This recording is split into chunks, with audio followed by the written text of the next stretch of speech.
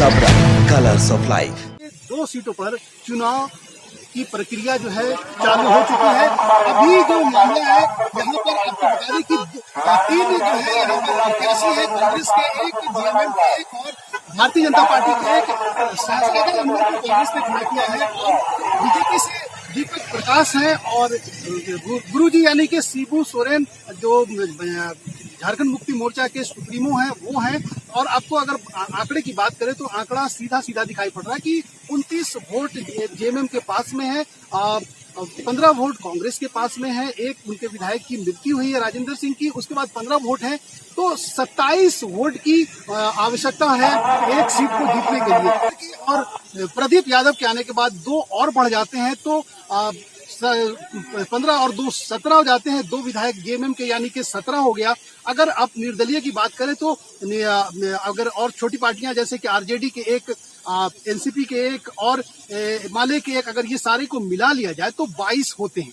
यानी कि दूसरा जो मुकाबला होगा, दूसरी जो सीट के लिए मुकाबला होगा, तो ये खुल करके शहजादा अनवर और बीजेपी के बीच होने वाला है। अब बीजेपी की यहाँ पर टोटल जो है 22 सीट जो है वो महागठबंधन के खेमे में दिखाई पड़ रही है। और आपको यहाँ पे याद दिला दें कि 27 सीट की आवश्यकता होती है एक राज्यसभा सीट जीतने के लिए, तो यहाँ पर 5 कम पड़ रहे हैं। अब बात कर लेते हैं एनडीए फोल्डर की, तो एनडीए फोल्डर में उनके अपने वोट 25 है। जेवीएम सुप्रीमो बाबूलाल मरांडी के भारतीय जनता पार्टी में शामिल होने के बाद ये 26 हो गया। उसके बाद जो बागी उम्मीदवार जमशेदपुर से लड़े थे सर, अपना समर्थन उनको दिया है, तो यहाँ पर कुल 27 हो गया। तो 27 की जरूरत है और 27 आराम से दिखाई पड़ रहा है।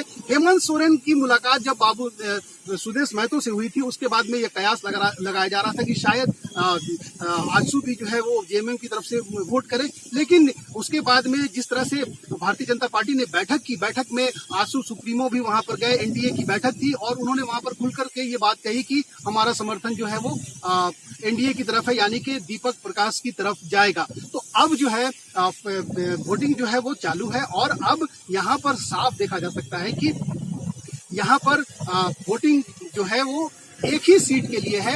और अब 27 सीट, अब मैंने आपको काउंट बता दिया, इसका जो गणित है वो 27 का मतलब बता दिया।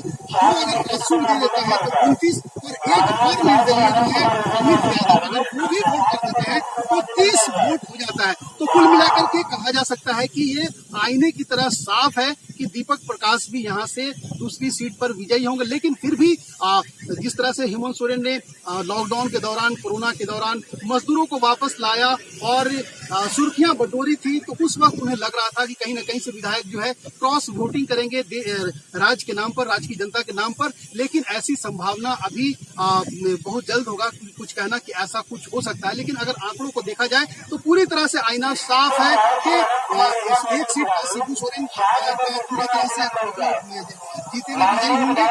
दूसरी सीट पर 27 वोट एनडीए के पक्ष में साफ साफ दिखाई पड़ रहा है। और अगर हम सुदेश महतो को मिला ले तो 29 वोट साफ साफ दिखाई पड़ रहा है। तो कुल मिलाकर के ये कहा जा सकता है कि दूसरी सीट पर जो है वो गठबंधन के जो उम्मीदवार है वो शहजादा अनवर, तो वहां पर थोड़ी सी परेशानी दिखाई पड़ रही है। लेकिन 29 वोट जिस तरह से आज एनडीए के फोल्डर में दिखाई पड़ रहा है, तो कहीं ना कहीं से दीपक प्रकाश दूसरी सीट पर विजयी हो सकते हैं, क्योंकि अभी ये वोटिंग चल रही है। अब यहाँ पर क्या होगा नहीं होगा, क्रॉस वोटिंग होगी कि नहीं होगी, ये देखना दिलचस्प होगा। लेकिन इतना जरूर है कि अब कहीं से भी अगर देखा जाए तो मुकाबले में बहुत ज्यादा दम दिखाई नहीं पड़ रहा है। लेकिन इतना जरूर है कि इलेक्शन में वोटिंग चालू है, विधायक आ रहे हैं, अपने अपने मताधिकार का प्रयोग कर रहे हैं और वापस जा रहे हैं। तो अब यहाँ पर शाम के बाद में जो है आखिरी रिजल्ट आएगा, तब जाकर के क्लियर होगा कि किस विधायक ने किसे वोट किया है और कौन विजयी हुआ है